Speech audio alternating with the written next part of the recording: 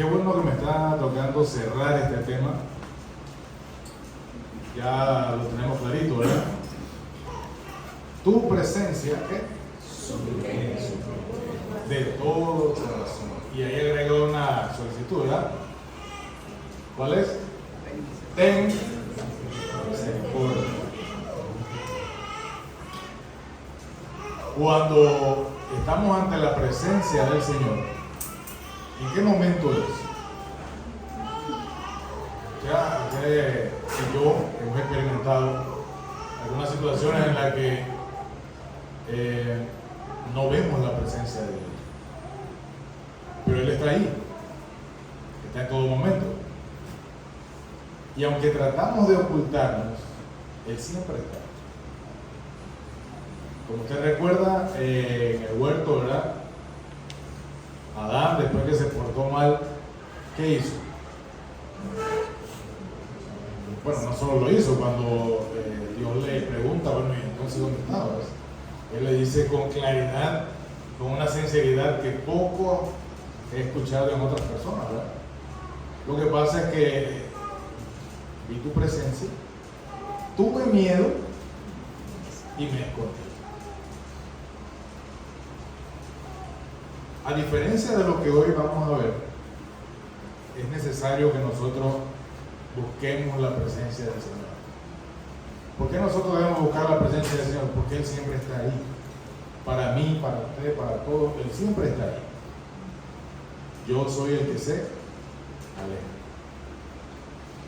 Gracias, Señor, una vez más, porque tu palabra complementa nuestras vidas, esta vida que es pasajera en este tiempo, pero eterna por tu gracia. Permítanos vivir de acuerdo a tu voluntad y suplicar la presencia de tu amor en nosotros para compartir también. Hoy queremos exponer tu palabra no por la obra del hombre, sino por tu maravilla. Por tu misericordia, perdonarnos nuestras rebeliones. Porque es a través de ella, Señor, que encontramos el crecimiento y la manifestación misma del Espíritu Santo. En el nombre de Jesús, amén. Amén. Bueno, como ya lo tenemos ahí, ¿verdad? Yo estaba pensando hace algunos días sobre nuestra iglesia, y ahora que estaba ocurriendo todo ese asunto en Medio Oriente, por allá, ¿verdad? Que se ha opacado con los asuntos internos del país. No sé si escucharon la noticia que las personas corrían a refugiarse en los lugares donde había intervención internacional. Había unas escuelas, había un pequeño hospital que era supervisado por la gente de socorros humanitarios internacionales. Entonces la gente corría por allá. ¿Cuál era la idea de correr hasta allá? Pues claro, hermano, buscar protección, entendiendo que es algo que dentro del país tiene otras condiciones de protección, pues ahí yo iba a refugiar. Y ocurre que en efecto pues no pasaba nada ahí, pero todo alrededor fue destruido. Cuando nosotros nos acercamos al Señor, estamos buscando esa misma situación, ¿cierto? Pero siempre buscamos al Señor, buscamos su presencia cuando hay una situación mayor que nos va a golpear o ya nos está golpeando. A través de lo que vamos a ver hoy, hermano, yo le invito a que usted y yo busquemos la presencia del Señor en todo momento. En todo momento. Sin importar las circunstancias, debemos estar buscando la presencia de Dios en todo momento. ¿Y por qué será esto? Bueno, muy fácil, hermano. Porque ya usted está muerto. Y ahora sí, ¿verdad? Se le voló la canica al hermano Epifano. Era el anhelo del apóstol cuando dijo: yo estoy ya muerto. O sea, Cristo vive en mí. Ya no vivo yo. Entonces, si ya no vivo yo estoy ante una presencia espiritual única, real, verdadera, que es la que me debe controlar de aquí en adelante. Hermano, pero eso es un problema. Ese control del Espíritu Santo es un problema. ¿Cuántos aquí han enseñado a conducir a alguien? Yo sé que un par por ahí de arriesgados han enseñado a alguien a conducir. Ocurre que para que la persona pueda ejercitarse en lo que ya usted le mostró cómo hacer, necesita cederle el asiento del conductor. Generalmente usted ocupa el asiento de al lado. Cuando él arranca o ella arranca y empieza a mover el vehículo, ¿no siente usted un deseo de que eso no está haciéndolo muy bien?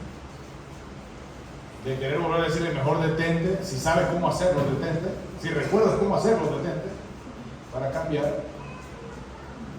Pero esa libertad con la que usted pensó entregarle el vehículo se desaparece y empieza a apretarle el pecho la ansiedad de la duda. Lo mismo pasa cuando debemos estar ante la presencia del Señor. Porque ante la presencia del Señor usted tiene que entregarse. Usted tiene que ceder. Todo lo que usted pretende controlar ya no es suyo. Porque usted está muerto.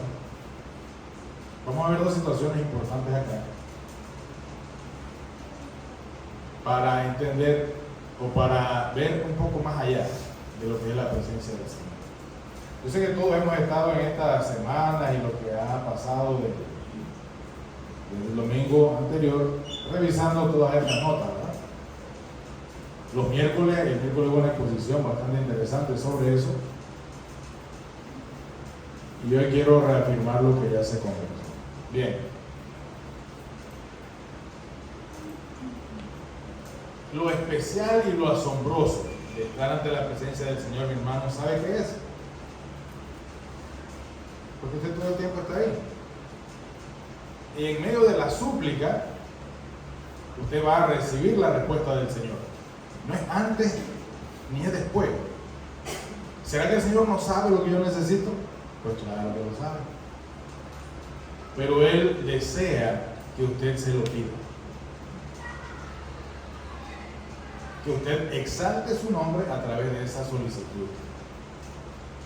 Ahí escrito que lo asombroso y especial de la oración es poder presentarnos ante el Creador. Y esto es algo que solamente tiene una generación para acá, después de la muerte de Cristo. Y lo vamos a ver ahorita más adelante.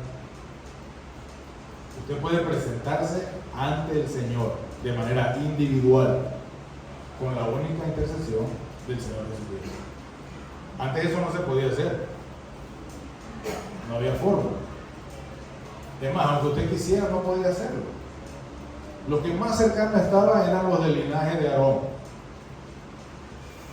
Y en algunos casos era hasta peligroso acercarse a él. Pero hoy usted puede acercarse, clamar esa presencia ante usted sin ningún problema, sin mayor obstáculo que yo mismo.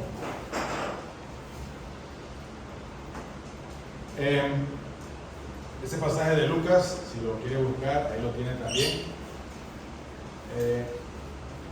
Y es lo que el Señor quiere entregar.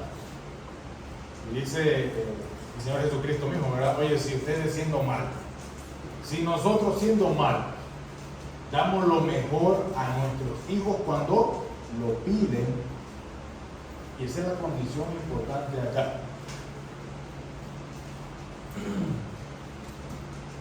Imagínense lo que puede darle el Padre de la Gloria, ¿no? Le va a dar todo lo mejor, pero es necesario que usted lo pida. Cuando yo suplico la presencia del Señor en mi vida, yo estoy diciendo, Señor, yo necesito verte. ¿Sabía eso? Ya hemos establecido, y esto es un principio bíblico, no es algo que se inventó hace poco, que el Señor está en todo lugar. Está aquí con nosotros, está allá en su casa, está en su cuarto con usted, está donde quiera que usted vaya. Así que Él sabe todo lo que usted necesita, pero es necesario que usted se lo pido. Y ahí el Señor Jesucristo dice con más claridad, ¿verdad? Mi Padre te lo dará, mucho más abundante de lo que tú necesitas. Hemos aprendido durante todas estas sesiones que hemos hablado de esto, que necesitamos entregarnos a esa súplica. Nosotros como hijos, y ya hablando acá en un término terrenal, algunas veces ya tomamos una pertenencia de las cosas que no nos corresponden. Y creemos que, por ejemplo, la alimentación que nuestros padres nos dan es una obligación capital sobre nosotros. Tanto que exigimos, no pedimos. Y hay una leve diferencia en cuanto a eso. Eso lo hemos trasladado también a la fe. Ya a Dios no le pedimos, ya a Dios le exigimos. Y esto no es bíblico. Yo dependo de lo que la segunda parte del versículo que estamos aprendiendo de memoria dice. Ten misericordia. Misericordia.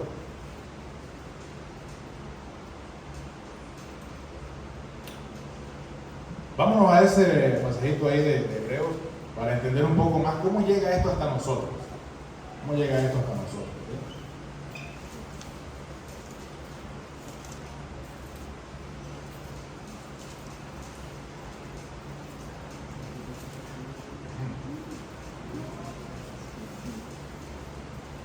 Vamos a leerlo hasta el versículo 25, desde el 19, ¿verdad? Así que, hermanos, teniendo libertad para entrar en el lugar santísimo por la sangre de Jesucristo. Yo quiero leer esto porque esto tenemos que entenderlo desde ahí, ¿sí?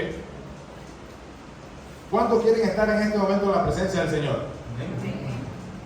Vamos a estar deseado que esta vida se le termine. Ay, perdón, Señor, estaba jugando. Y el hermano me sorprendió. Y el punto es ese: nos hemos aferrado tanto a esta vida que ignoramos que la vida en Cristo es mejor. Usted ve que el apóstol decía en vano: yo quisiera estar muerto ya. Él no hablaba subjetivamente, él hablaba literalmente. Él quería estar muerto ya para poder disfrutar lo que se le ha prometido. Pero por una razón no lo hacía o no era tan importante ese deseo, ni lo pedía. ¿Por qué? Por la razón que vamos a ver más adelante, que también es parte de la voluntad de Dios en la vida nuestra: seguir compartiendo el Evangelio. Así que, hermanos, leyendo lo que estamos ahí del 19, Hebreo 10, ya lo tienen, ¿verdad? Sigan conmigo la lectura.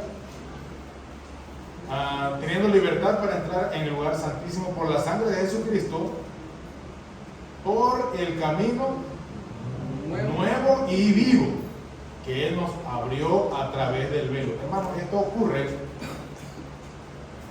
en el momento mismo de la muerte del Señor Jesucristo. Y es por eso que la transición de esta vida terrenal a la vida celestial tiene que ocurrir en la muerte.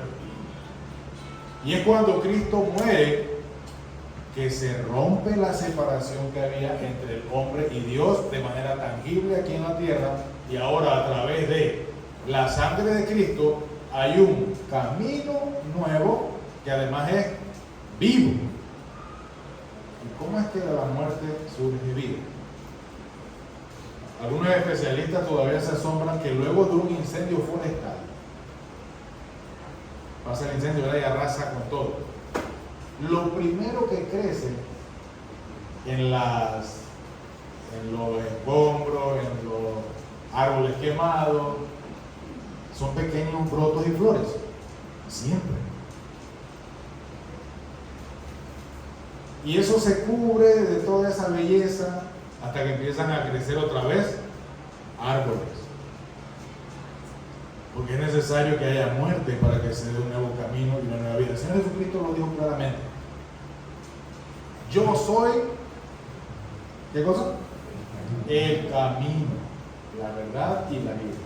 Sigamos leyendo en el 20, por el camino nuevo vivo que Él nos abrió a través del velo. Si quisiéramos acomodar eso, vamos a Mateo. No vamos a ir, pero se lo voy a más o menos leer. Había un velo que cubría el lugar santo, porque han estudiado también parte de eso, ¿verdad? En el estudio bíblico que damos aquí de los primeros pasos y ese tipo de cosas. El templo tenía el lugar del atrio, ¿verdad? El lugar santo y el lugar santísimo. Al lugar santísimo solamente podía entrar el sacerdotísimo. Cualquier otra persona que entraba ahí estaba en riesgo de muerte. Era prohibido entrar ahí. Y ese señor solamente iba ahí de vez en cuando y con algunas consideraciones especiales que no lo vamos a mencionar acá. Pero usted y yo, menos podríamos estar ahí. Ahora, cuando el Señor muere, y esto lo explica muy bien en los 3 primeros evangelios, cuando el Señor muere, se rompe ese velo. Lucas dice todavía de arriba abajo, para no dejar duda de cuán grande fue la ruptura. Se rasgó el velo de arriba hasta abajo. No que sea un poquito, no, de arriba hasta abajo. Y Mateo dice que tembló. Hubo un temblor, un terremoto y el velo del templo se rasgó. Y justo en ese momento, hermano, usted y yo tenemos acceso directo a la presencia del Señor. Así que hoy clame por esa presencia del Señor. Y no se esconda.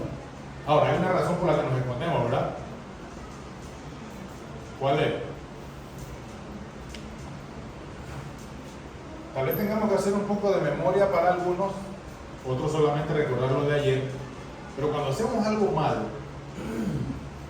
la persona que menos queremos que aparezca, ¿quién es? Mi mamá o mi papá. Esa presencia no la queremos por ahí cerca hasta ver cómo podemos solucionar, si podemos, lo que pasó. Y eso es una característica clara del pecado. El pecado nos lleva a entender lo bueno y lo malo. Satanás no le mintió a Eva cuando le dijo eso en el huerto. Y al usted entender lo bueno y lo malo, se dio cuenta de que usted hizo mal. Y por eso se esconde de la presencia del Señor. Hoy tenemos esa libertad a través de Jesucristo. Vamos a 21. Ahora, esto es en su carne, y teniendo un gran sacerdote sobre la casa de Dios, el 22, acerquémonos con corazón sincero, en plena certidumbre de fe, purificados los corazones de la mala conciencia y lavados los cuerpos con agua pura. Esto también lleva una serie de requisitos, hermano. Yo me acerco al Señor cuando cumplo con todas estas cosas. No, yo me acerco al Señor en todo momento. En el camino voy quitándome lo que me estorba, limpiándome ahí un poquito, ¿verdad? Decía alguien hace poco que estábamos hablando de los transbordos y todas estas cosas que están ocurriendo, que ahora no podía ir con ropa muy bonita para David, ¿verdad? Porque en el camino se arrugaba todo, se sudaba o lo que sea. Porque estamos acostumbrados a que para ir a alguna cita médica o a presentarnos delante de alguna oficina, pues nos arreglamos lo mejor que podemos o con lo mejor que tenemos. Pues esa misma intención hay que llevarla cuando nos presentamos ante el Señor en esa solicitud de su presencia. Lo mejor que podemos, lo mejor que tenemos, purificando nuestro corazón. Cuando habla de lavarse con agua limpia, ¿a qué cree usted que se refiere? A bañarse.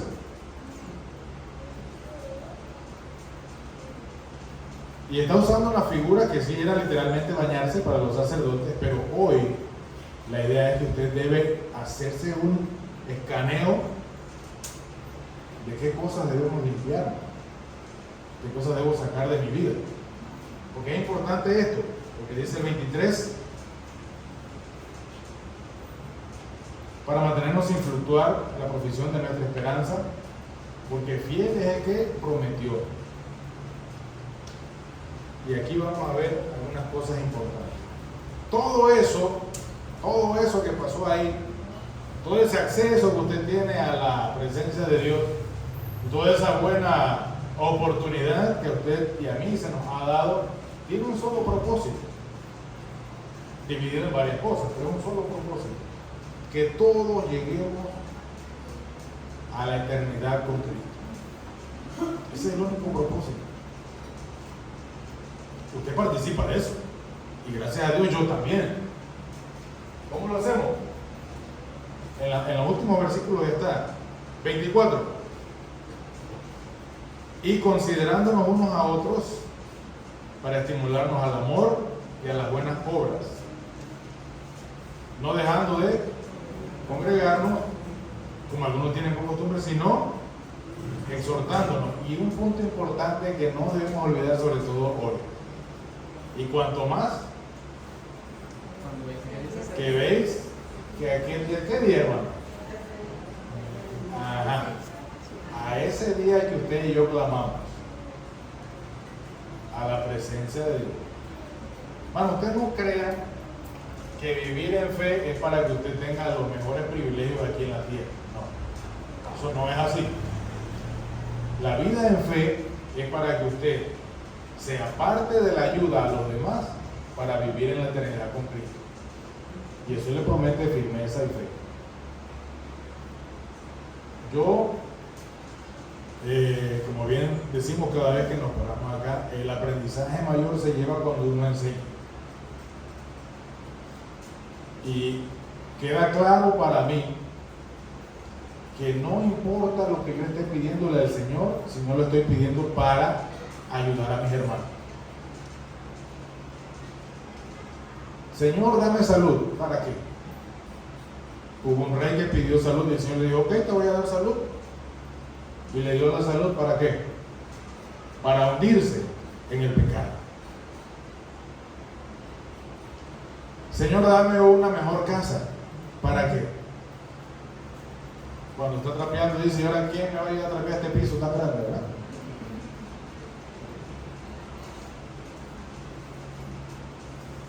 Entonces, lo que debemos clamar y pedir la presencia de Dios es entender que lo que vamos a hacer debe repercutir en el bien de todos nosotros. ¿Sí? Tanto en conocimiento, como en acciones, como en firmeza, como en fe, en crecimiento.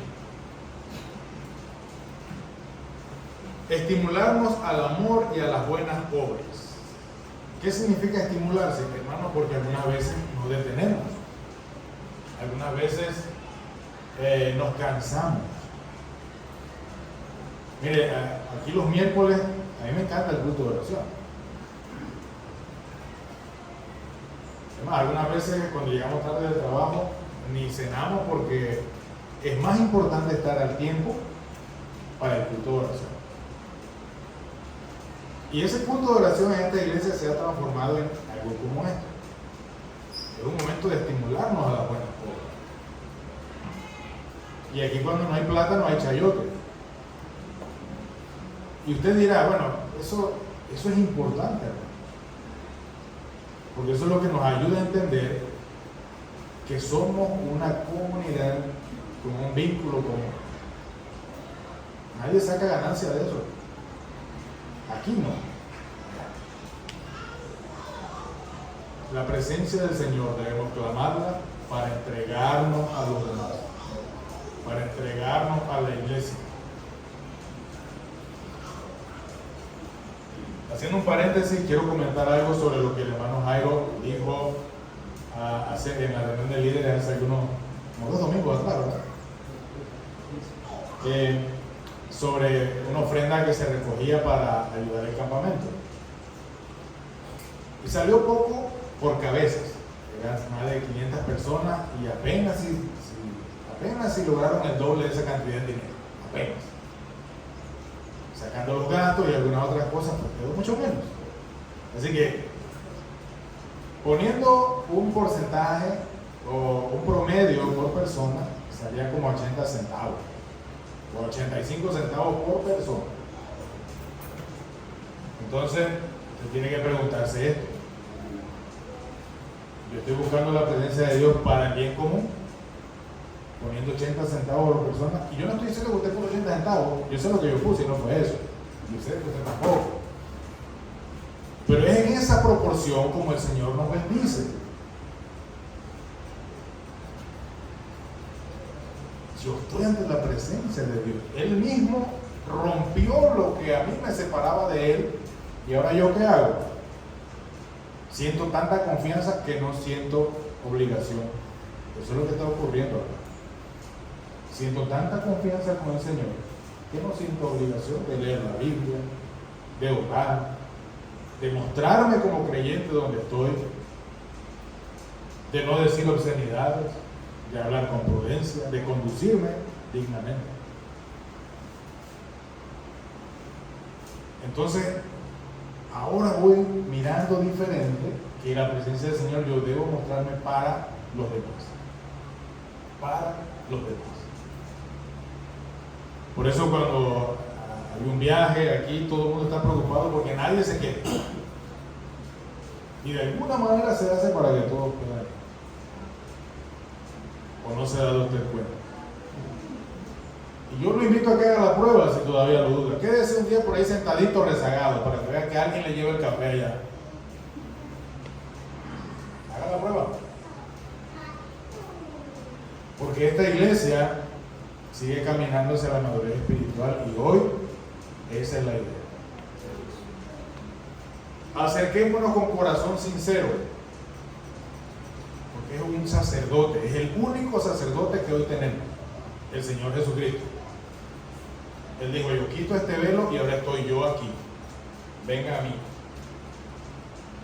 Delante del Señor Jesucristo usted será presentado ante el Dios Todopoderoso. Ahora, no saquemos del contexto la idea de un corazón limpio, ¿ok? Debemos presentarnos al Señor con un corazón limpio. Vamos a verlo acá. ¿Sí?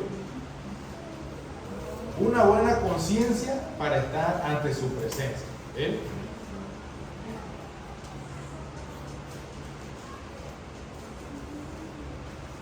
Ese pasaje, muy bonito, también búsquelo para que lo tengamos ahí. Yo voy a estar hablando y usted lo va avanzando, no se preocupe, no tiene que leer.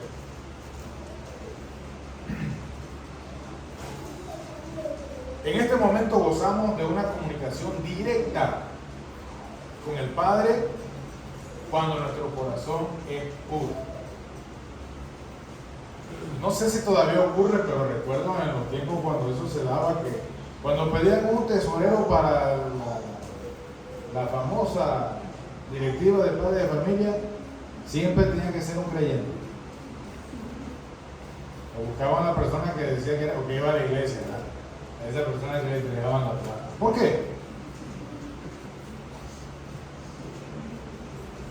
Porque de manera, sí, puede ser misteriosa o sobreentendida, pues está cerca de Dios. Dios no se la va a robar. Él es bueno.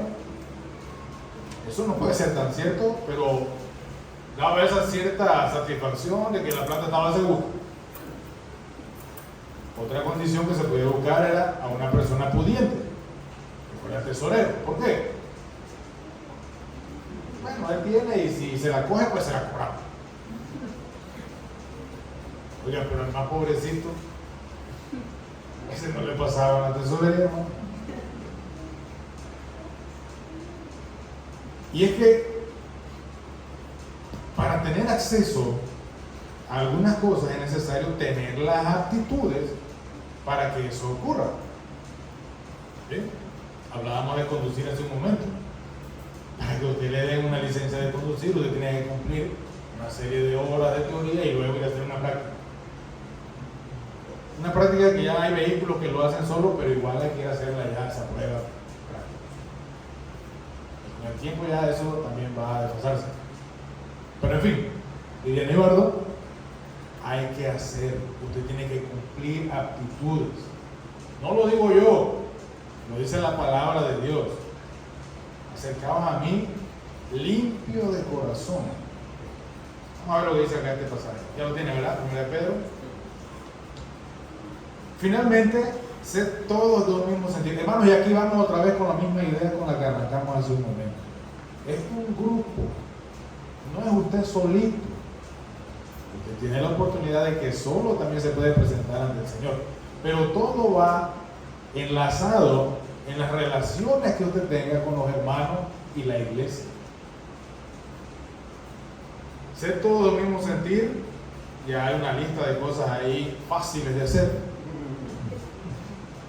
Compasivos, amándolo fraternalmente, misericordiosos, amigables, no devolviendo mal por mal, ni maldición por maldición, sino por el contrario, bendiciendo, sabiendo que fuiste llamado ¿para qué? Eso es bañarse, eso es lavarse con agua limpia. ¿Tenemos esas cosas? No me responden, porque yo sí las tengo. Y yo tengo que lavarme de esas cosas. Cada uno tiene que hacerlo en la medida como estas cosas lo vaya descubriendo. No yo, la palabra. Que yo no maldigo, ok. Deje que se le atraviesa un taxi así de repente de momento para que usted vea lo que le viene a la mente. Que yo no devuelvo mal por mal. La rama del árbol de su vecino está tirándole las hojas a su patio. ¿Qué hace? Bueno, eso es de mi vecino. Hay cosas, hermanos, que nos parecen muy simples, pero que gobiernan nuestra vida y nos alejan de la presencia del Señor. Y para poder suplicar esa presencia, yo debo bañarme, limpiarme de esto. ¿Okay? Una buena conciencia me permite a mí un acceso directo. Cuando estaba con esto, pensé en un ejemplo que me dio mi papá hace muchos años, pero no lo voy a decir aquí, es muy grotesco. Pero tiene la esencia clara de lo que es no tener una actitud correcta. Aptitud, estoy hablando de actitud correcta. Un hombre se presenta a una oficina pública en franela, no lo van a dejar entrar. Porque hay normas, hay reglas que no le permiten el acceso. Si hay un lugar de uso privado o particular donde usted necesita un carnet o un chip o algo que active el ingreso, usted no puede entrar. Aquí le estamos diciendo, a través de la palabra, lo que necesito hacer para tener ese acceso libre. No dice que no tengo acceso, y ahorita vamos a ver más adelante otro pasaje. No dice que no tengo acceso, sino que no tengo libertad para ese acceso. ¿O acaso Adán tenía alguna limitante para hablar con Dios? No, él habló con Dios para excusarse y decirle que bueno, que me daba pena porque estaba desnudo. Pero no había esa libertad de estar ante la presencia de Dios. Hay algunas cosas más. El que quiere amar la vida y ver días buenos, hay otras cosas que hacer. Refrene su lengua de mal y sus labios no hablen engaño. Apártese del mal y haga el bien. Busque la paz y sígala. Porque los ojos del Señor están sobre los justos y sus oídos atentos a sus oraciones. Hermano, eso es lo que pasa cuando usted hace todo lo anterior. ¿Sí? Él se compromete contigo, Él está comprometido conmigo a mirarme y a escucharme. Ahorita en la oración de Nehemías usted va a ver que Él le pide esas dos cosas. Y es lo que Él promete acá. Mirarme. Hermano, en este grupo de personas que están aquí, voy a quitarme los lentes por la distancia, no, ¿verdad?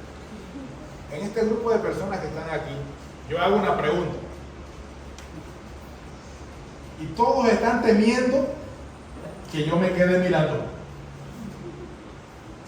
Si yo le pregunto, ahora que está muy de moda el asunto del ADN de Victoriano Lorenzo, ¿en qué año murió Victoriano Lorenzo? Y yo empiezo a hacer así. Y yo me quedo mirando a alguien fijamente. Pero ahorita mismo todo uno está tratando de mirar para el otro lado, desaparecer, hacerse pequeño. Y eso ocurre en la vida espiritual. Eso le ocurrió a Adán en aquel momento y le ocurre a todos nosotros cuando pecamos y entendemos que estamos ante la presencia de Dios. A ver, Epifanio, ¿por qué no estás más cerca?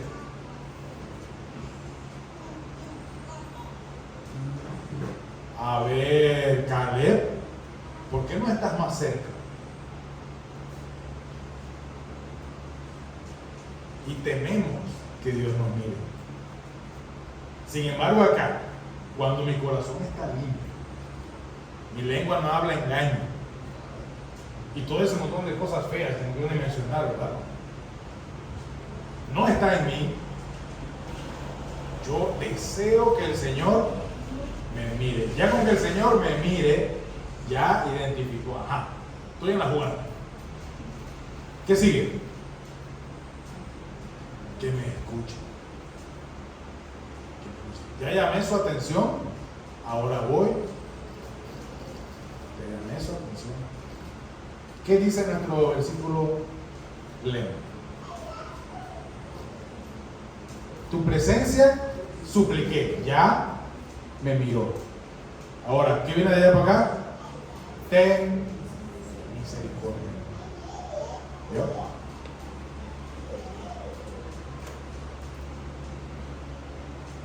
Ahora me quedé ahí. Esa serie de cositas solamente para ir entendiendo cómo es el asunto. Hace muchos años, yo le cuento esta historia a mi esposa, mi bellísima esposa que está acá por este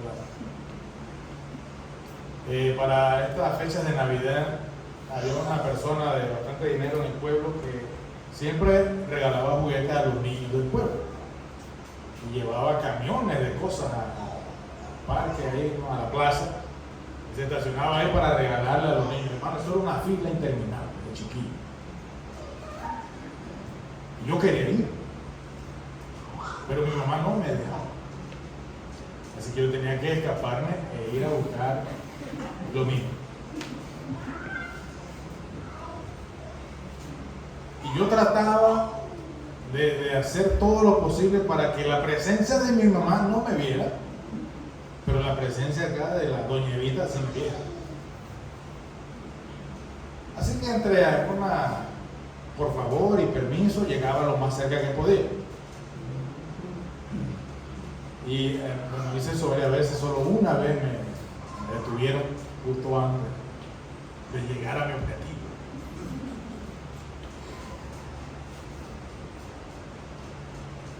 Y cuando yo fui descubierto, esa sensación que se percibe es muy incómoda, muy incómoda. Porque tú miras y ya puedes ver que te están mirando. Sabes que lo que viene de ahí para adelante tiene consecuencias. El Señor nos está mirando en todo momento, en todo lo que sea. De ahí en adelante, hermano, vienen las consecuencias. Si usted está delante de Él, pidiendo que lo vea con un corazón sincero y puro, usted sabe que va a tener consecuencias. Porque es lo que le está prometiendo acá. Pero si lo estás haciendo mal, hermano, tenga la plena seguridad de que también van a tener consecuencias. En cualquiera de las dos direcciones, el Señor va a hablar. Ok, vamos con el ejemplo que les di. A ver. Esto porque todo ve. Ahí está.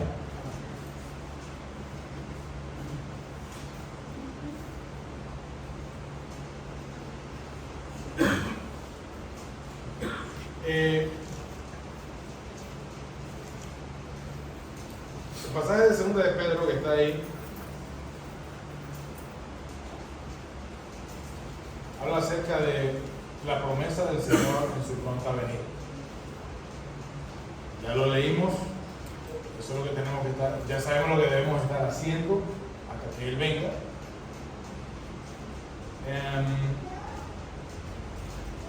Y no debemos tener ningún peso en cuanto a lo que ocurre cada día.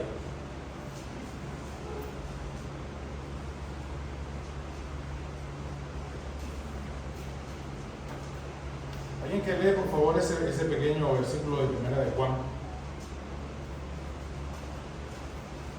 El que está ahí es de Pedro. El primer versículo de 1 de Juan. Y esta es la confianza que tenemos en Él, que si pedimos alguna cosa conforme a su voluntad, Él nos oye. Y si sabemos que Él nos oye en cualquier cosa que pidamos, sabemos que tenemos las peticiones que le hayamos hecho. ¿Cuántos pedimos que el Señor venga pronto? Yo sabía que eso iba a pasar. No, hermano, no lo he dicho en son de broma ni tampoco censurando. Realmente, si usted lo analiza, se va a dar cuenta de que no estamos pidiendo que el Señor venga ya. Y esto no está mal, ni tampoco estoy diciendo que estamos mal, ni tampoco estoy diciendo que usted está mal. Estoy diciendo que es algo que todos hemos participado. No estamos pidiendo que el Señor venga. Y como Él sabe que eso iba a pasar, lo expresa muy amablemente en ese pasaje de Pedro. No piense que yo estoy retardando mi venida. Tampoco piense que no va a ocurrir. Sino que tengo un propósito con esto. Y aquí hablamos entonces de lo que les voy a comentar, de la parábola de las 10 vírgenes. Esa es una parábola que poco se utiliza para hablar en las iglesias. Poco. Pero tiene un peso doctrinal importantísimo. Se utiliza más el de la mujer de brujo. Eso es permanente en todas las convenciones. Pero en Mateo 25, 1 al 13 está esta parábola. Si quiere, puede buscarla, voy a estar hablando, no vamos a detenernos en ella. Puede buscarla. Y el Señor Jesús decía, el Señor Jesús, hermano, no ningún intermediario. El mismo Señor Jesús utilizó esta figura para referirse a la condición en la que yo debo estar ante la presencia de Dios. ¿Sí? Y buscando ese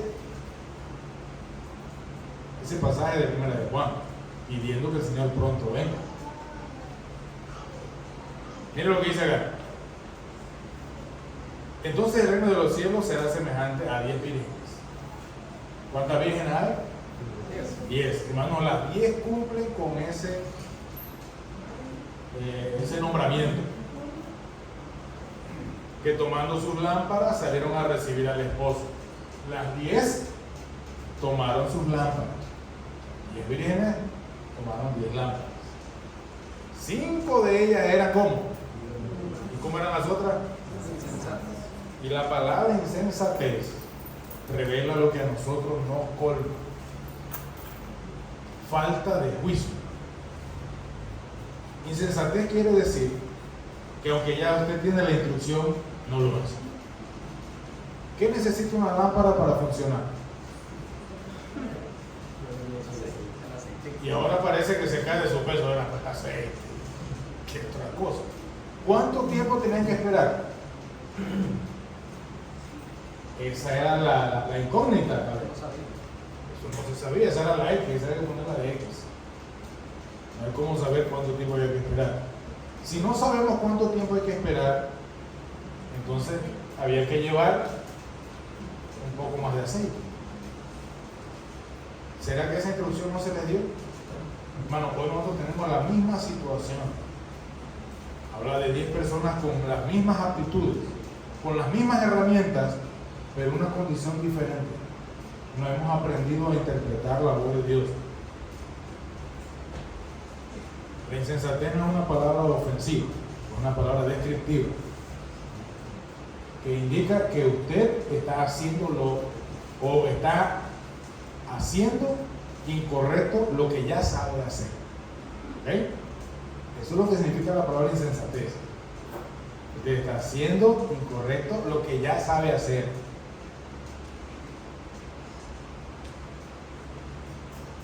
O bueno, por eso esa palabra se aplicaría muy bien a mí, porque yo sé lo que debo hacer y no lo hago.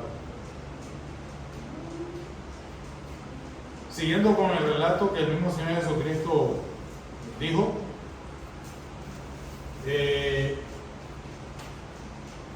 la Las insensatas tomando sus lámparas no tomaron consigo aceite, mas las prudentes tomaron aceite en sus vasijas juntamente con sus lámparas. Porque digamos que a ellas pues se le olvidó esa parte.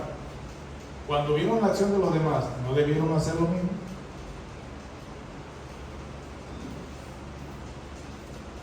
A veces es más, piensa uno que es más provechoso llegar primero, pero no necesariamente si no lleva todo lo que necesita, ¿verdad? Ahora, lo importante aquí, tardándose el esposo, cabecearon las insensatas. Cabecearon todas, hermano. Todas cabecearon, porque es normal que en esta espera usted y yo dudemos. ¿Qué nos diferencia en este aspecto de participar completamente de la presencia de Dios? Los preparativos. Y fíjense más adelante. Y a la medianoche se oyó un clamor. Aquí viene el esposo. Mire que todo ocurre de noche, una figura muy común en el culto nocturno. En aquel tiempo no había energía eléctrica, hermano. La energía eléctrica ha venido a dilatar nuestras vidas, más bien a acortarlas. Porque ahora las noches se hacen más cortas. Entonces a la medianoche dice, viene el esposo. Y había que ir a recibirlo. Ahora a las 10 se levantaron. Entonces todas aquellas bienes se levantaron y arreglaron sus lámparas. Las insensatas dijeron a las prudentes, danos de vuestro aceite. No, vayan a comprar ustedes. Ahora, eso ya lo adelantó el pastor, por eso es que no es bueno predicar cuando el pastor está ahí cerca. Las condiciones en las que las insensatas tenían que trabajar ahora eran mucho más difíciles. Eran, por no decirlo menos, imposibles. Al punto de que al final del relato se quedaron afuera. Hermano, hoy nosotros tenemos que estar buscando la presencia del Señor porque Él viene ya. Es posible que la tengamos como tardanza, pero no es porque Él lo ha olvidado o ya dijo esto no va a pasar. Él tiene un plan con esa tardanza. Y voy a llamarlo así porque así es lo que nos parece a nosotros. La presencia del Señor está aquí para alumbrarnos en este camino que ahora es un camino nuevo y un camino vivo.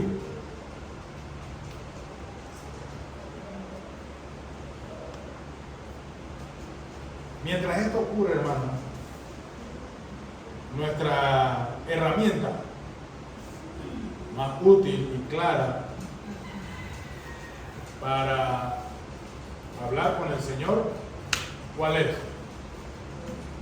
La oración. La oración. Hoy hemos dedicado el día para la oración. Ahora tenemos un perrito que nos despierta bastante temprano siempre. Así que ahí uno aprovecha para entre un sueño y el otro orar. Pero como práctica general no tenemos orar como norma o un horario específico para orar. Pues debemos tomarlo, debemos hacerlo. Porque eso es el deber del discípulo de Cristo. Estar ante su presencia. Como ya hemos hablado, estamos en la presencia del Señor todo el tiempo. Pero ahora yo estoy buscando de forma intencional presentarme ante el Señor.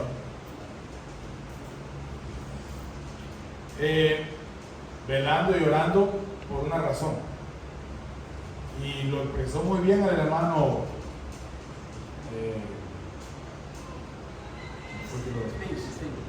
Crispín fue. Las acechanzas externas nos limitan hasta el tiempo de oración.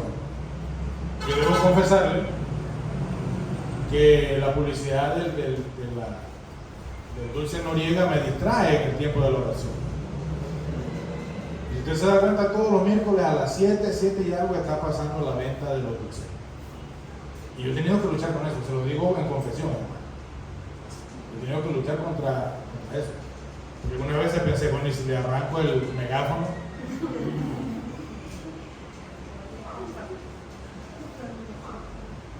Bueno, ellos saben un poco más porque está más cerca y les he comentado cosas más profundas, todavía. En efecto, eso causa que se reduce el tiempo en el que yo estoy concentrado. Porque yo necesito estar concentrado ante la presencia del Señor. Y cualquier cosita me distrae. Ya voy a orar. La lavadora dejé la plumita abierta, ¿verdad? Y se va a desbordar. Como no es automática ahora, hay que estarla cerrando. Bueno, voy a cerrarla y entonces sí, ya vengo a orar. Cerré la plumita y cuando me regresé, empiezo a regañar a alguien porque no guardaron las cosas donde iban. Cualquier cosita me distrae, hermano. Y por eso debo estar buscando siempre concentrarme en la presencia del Señor. El Señor Jesucristo le decía esto a sus apóstoles: velad y orad para que no entréis en tentación, porque el Espíritu a la verdad está dispuesto, pero la carne es débil. Hermano, ¿usted está dispuesto? ¿Y cuántos no nos hemos puesto a dispuesto diciendo, bueno, ya ahora sí voy a bajarle al arroz? Y su espíritu está dispuesto, pero la carne es débil. Y una cosa tan sencilla como eso, algo que usted podría complementar con apoyarse en su pareja o en otra persona y decirle, ayúdame a hacer cumplir esto, bótame el arroz, llévatelo.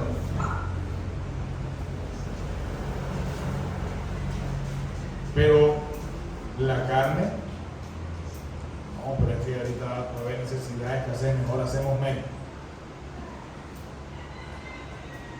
Y esa condición, hermano, el Señor Jesucristo sabía que nos iba a pasar y por eso nos adelanta esa fórmula: velar y orar. Los otros pasajes complementan la idea que presenta el pasaje ahí, porque Él no nos deja a nuestra suerte. Él nos dio todas las herramientas para vivir este pequeño tiempo y luego la eternidad. Cuando suplicamos, sí, perdón que no había puesto los otros pasajes. A ver, avanzamos. Vamos a ese pasaje de ahí, por favor. Y usted va a decir, bueno, eso es muy conocido. Y sí, en efecto, y gracias a Dios por eso, porque son pasajes muy conocidos. Pero yo quiero que reflexionemos en la pregunta que voy a hacer. ¿Cuándo suplicó Daniel aquí? ¿Cuándo suplicó Daniel aquí? Voy a leer el versículo.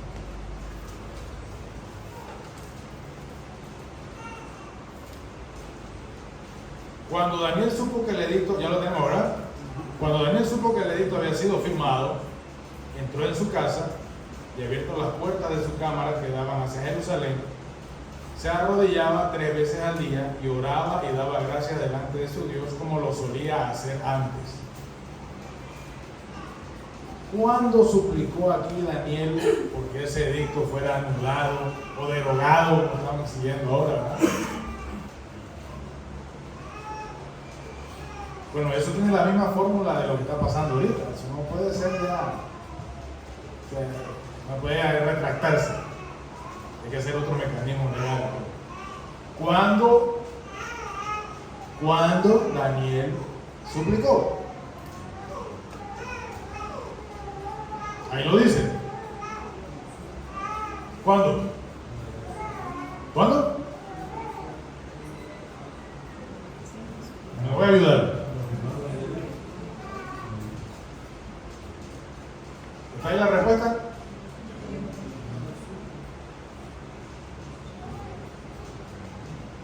Y nos confunde la situación de Daniel, nos confunde. Pero Daniel siempre estuvo suplicando ante la presencia de Dios, siempre, no bajo esa situación. Y lo dice al final del versículo. Ahí dice claramente cuándo él hizo esa súplica. Como lo solía hacer siempre. Bueno, nosotros pues estamos acostumbrados a hacer súplicas cuando tenemos una situación encima.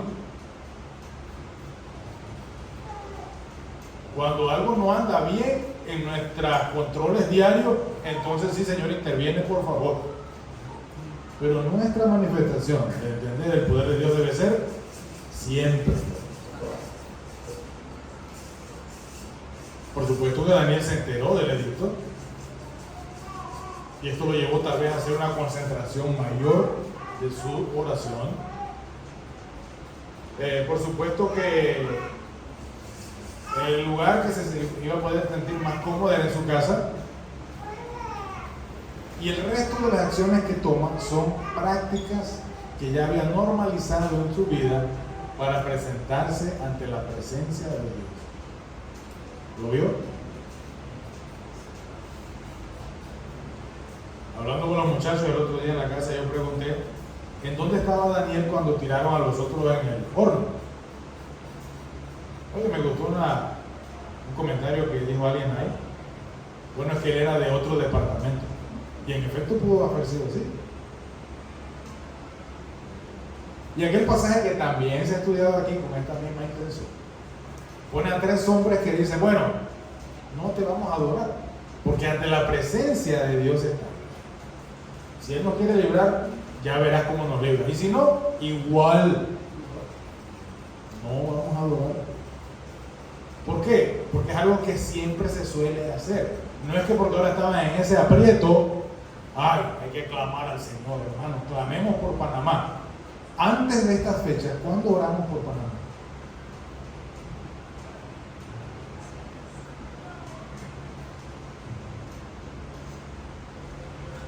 No estoy culpando a nadie, soy parte del grupo. Ahora, quedamos claros en que siempre Daniel estuvo en súplica delante de la presencia del Señor. Y esta pregunta nos llevaría a otra. Entonces, ¿cuándo lo libró Dios de los leones? Porque el edicto tenía como castigo justo eso: ser lanzado a los leones. ¿Cuándo libró Dios a Daniel de esos leones?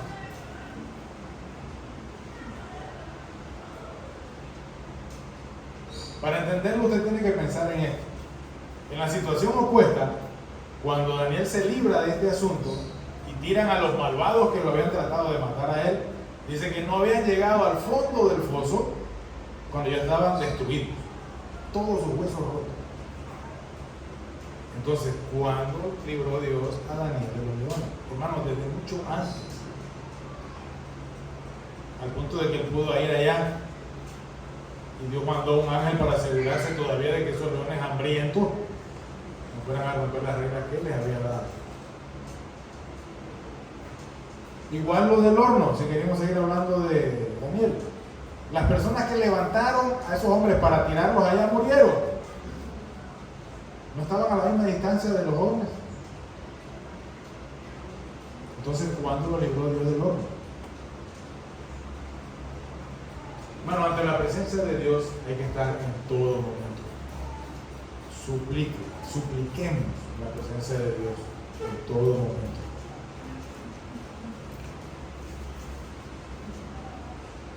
Esas 4 cosas ahí, pues, sobre todo la final, es la más importante: constancia.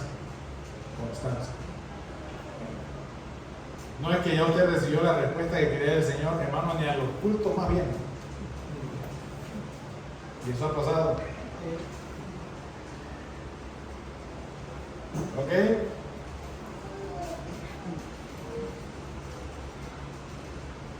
Para terminar, les prometí que íbamos a hablar un poquito en Nehemías. Vamos allá, por favor.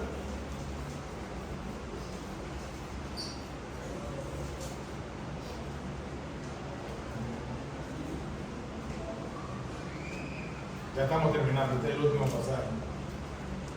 Nehemías 1, Nehemías capítulo 1, versículos del 4 al 11 y algunos del capítulo 2.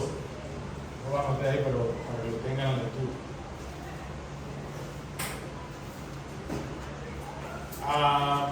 A Nehemías viene la noticia de la situación que había ocurrido en Jerusalén, ¿verdad?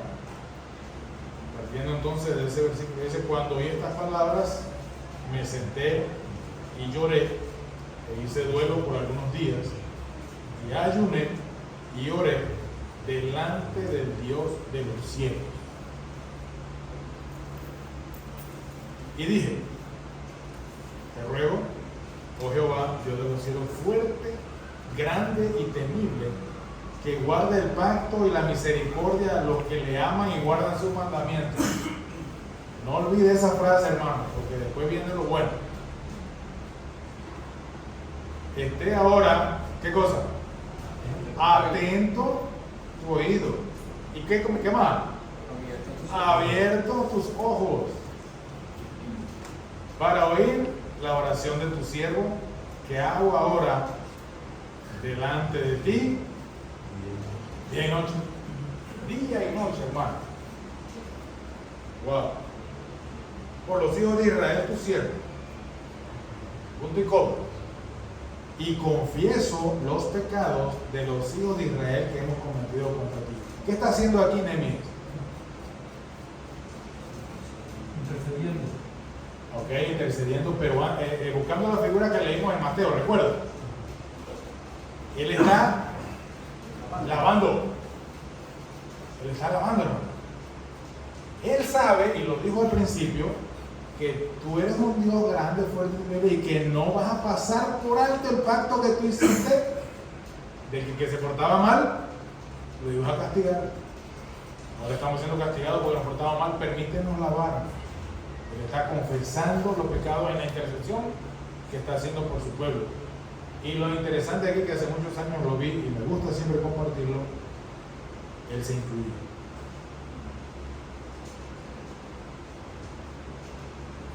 No, pero si yo no tengo nada que ver con eso, digo, hermano, inclúyase.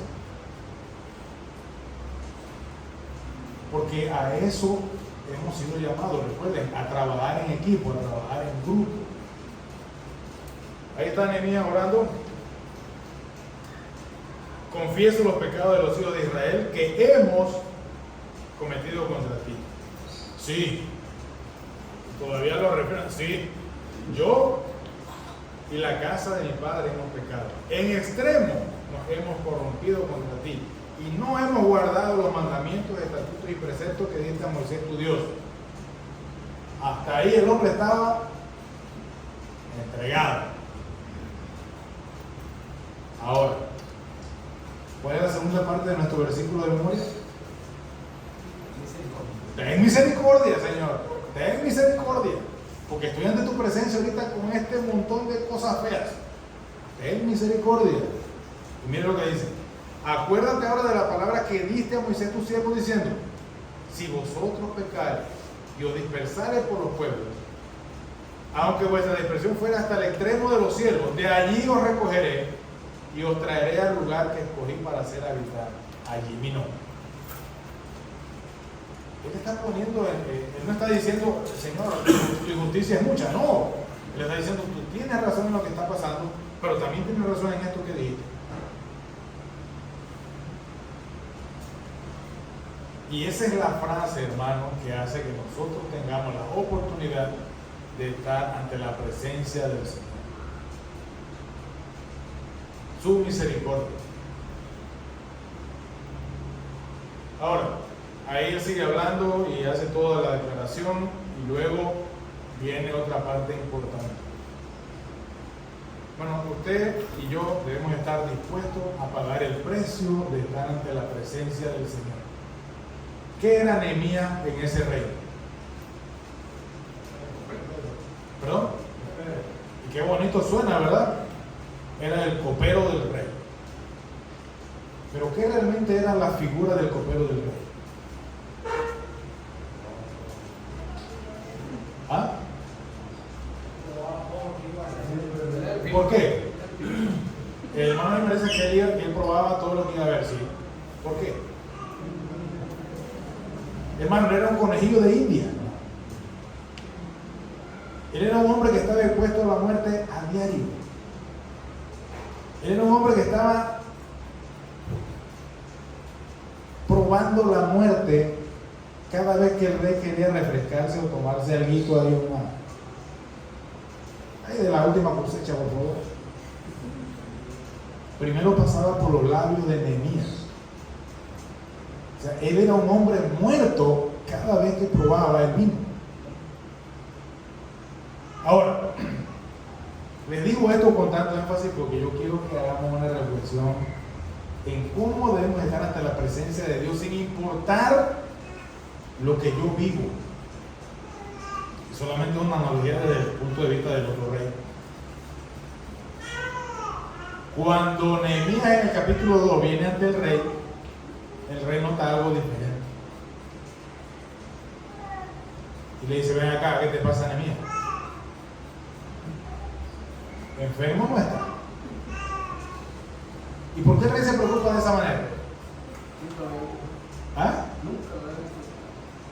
Primero, la actitud de Nehemías delante del rey tenía que ser una actitud impecable. Porque de acuerdo a las condiciones como se movía Nehemías, el rey se tomaba eso. Se veía que Nehemías de repente le fallaba la rodilla. Aguanta malo con ese vino, tráigame otro copero. ¿Qué más podemos notar acá? Vamos a leerlo para que usted vea lo que dice el rey. Sucedió en el mes de Nisan, en el año 20 del rey Artajerjes, en el capítulo 2 estoy, que estando ya el vino delante de él, tomé el vino y lo serví al rey. Y como yo no había estado antes triste en su presencia, me dijo el rey, ¿por qué está triste tu rostro? Pues no estás enfermo. No es esto, sino quebranto de corazón.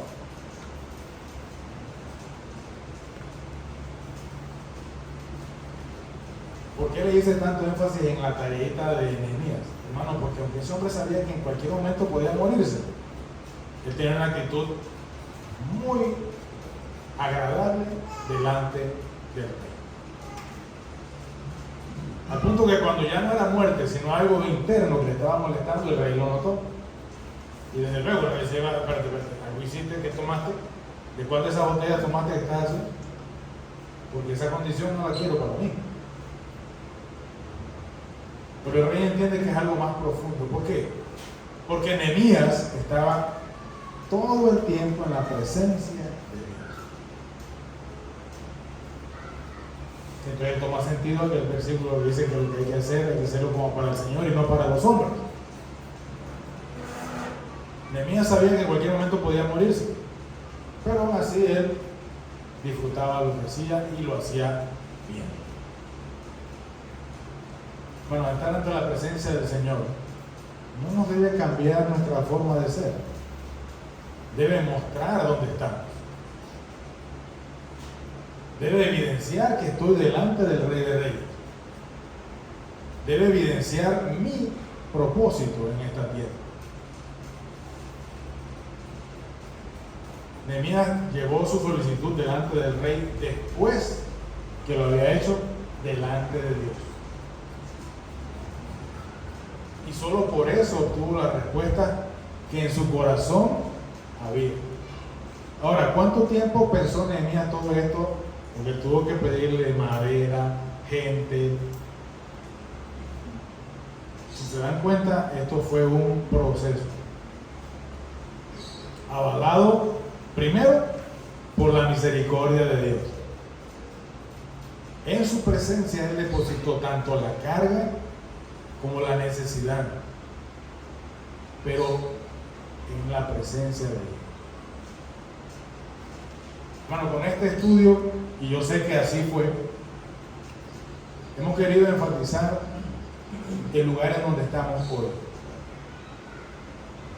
Nuestra iglesia está delante de la presencia del Señor. Y muchos de los abates y de las situaciones incómodas que hemos tenido que sufrir como iglesia Es producto de lo cerca que estamos del Señor.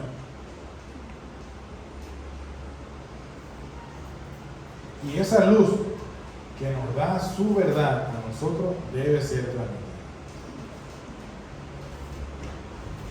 A través de su palabra hemos visto que su presencia está aquí.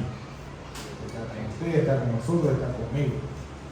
Y para llegar a ella solamente hay que acercarse. Ya no hay un velo que nos detiene.